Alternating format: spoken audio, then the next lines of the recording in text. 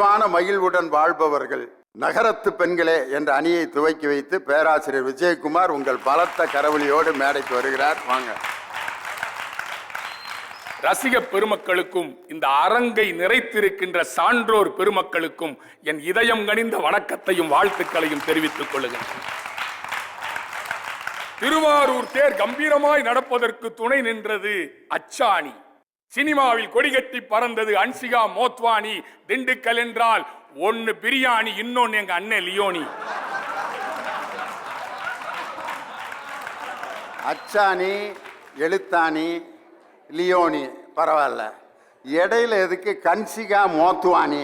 இது என் குடும்பத்தில் பிரச்சனை உண்டு பண்றதுக்கு தானே. ஏன் விஜயகுமார், நான் நிம்மதியா வாழ்றது உனக்கு பிடிக்கலையா?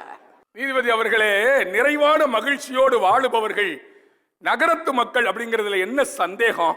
பெண்ணுக்கு சிறையாக இருப்பது கிராமத்து வாழ்க்கை, சிறகாக இருப்பது நகரத்து வாழ்க்கை இல்லையா? கிடைச்ச வேலையை பார்க்கிறது கிராமத்து வாழ்க்கை சார், புடிச்ச வேலையை பார்க்கிறது நகரத்து வாழ்க்கை இல்லையா சார்? ஏப்பா நகரத்து வாழ்க்கை எப்படி இருக்குப்பா அப்படின்னு என் நண்பன்கிட்ட கேட்டேன். கவிதையிலே அழகா சொன்னான். நகரத்து வாழ்க்கையா மாப்பிள்ள? பாதி வாழ்க்கை போன்ல, மீதி வாழ்க்கை லோன்ல. ஹைக்கு கவிதை மாதிரி சொன்னா. ஆனாலும் கூட நண்பர்களே, சான்றோர்களே, ஆமையும் நண்டும் தன் முதுகிலே சுமையை சுமந்து கொண்டிருக்கிறது. ஆனாலும் அந்த சுமையை சந்தோஷமாக சுமந்து கொண்டு நகர்ந்து கொண்டிருக்கிறதே, அதுதான் நகரத்து வாழ்க்கை. நட்சத்திரங்களை தரிசிக்க வேண்டும் என்று சொன்னாலும் கூட இருள் தேவைப்படுகிறது. நீதிபதி அவர்களே, நகரத்துல போராட்டம் இருக்கு, சவால்கள் இருக்கு, பிரச்சனைகள் இருக்கு. ஆனா போராடி ஜெயிச்சு உட்கார்றப்ப கிடைக்கிற மகிழ்ச்சிக்கு ஈடு இணையே கிடையாது. நீதிபதி அவர்களே, அதுதான் நகரத்தினுடைய சிறப்பு. வேலைக்கு போகிற நகரத்துல போராட்டம் தான். பெண்களுக்கு சமைக்கிறது கூட ரொம்ப சுலபம். ஆனால் சமைச்ச பதார்த்தங்களை அவசர அவசரமா அந்த டைமுக்குள்ள அந்த பேக்கிங் பண்றாங்க பாத்தீங்களா? அந்த பேக்கிங் தான் சமைக்கிறதை விட கஷ்டம். அந்த ஹஸ்பண்ட், அம்மா கிச்சனை நீ பாரு, பேக்கிங்க நான் பார்க்கிறேன்னு அந்த வேலையை கூட பகிர்ந்து கொள்கிற அந்யோன்யம், பகிர்தல், புரிதல் எல்லாமே நகரத்துல தான் இருக்கு. மிஸ்டர் இனியவன், ஏக்கா ஆண்டாள் பிறந்த அம்மா ஸ்ரீவெல்லிபுத்தூர் பக்கத்துல ஒரு கிராமத்துல இருக்கிறீங்களே, உங்களை மேடை பேச்சு நல்லா இருக்குன்னு உங்களை மேடை ஏற்றி பட்டிமன்றத்துக்கு கூட்டிட்டு வந்ததே இந்த நகரம் தாங்கிறத மறந்துட்டு பேசுறீங்களா? உங்க ஊர்ல பேசிட்டு டிவியில ஒளிபரப்பானன்னு என்ன சொல்லுவாங்க பக்கத்து வீட்டு?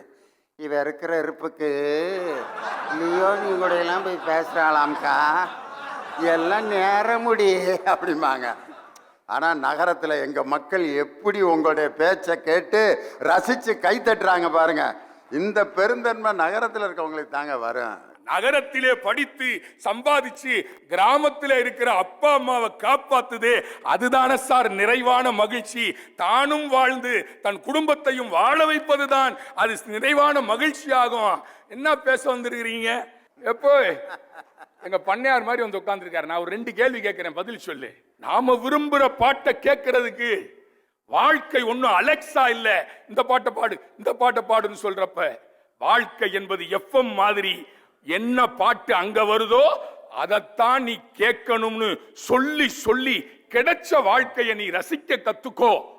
அட்ஜஸ்ட் பண்ணி வாழ்ந்துக்கோ, அட்ஜஸ்ட் பண்ணி வாழ்ந்துக்கோ.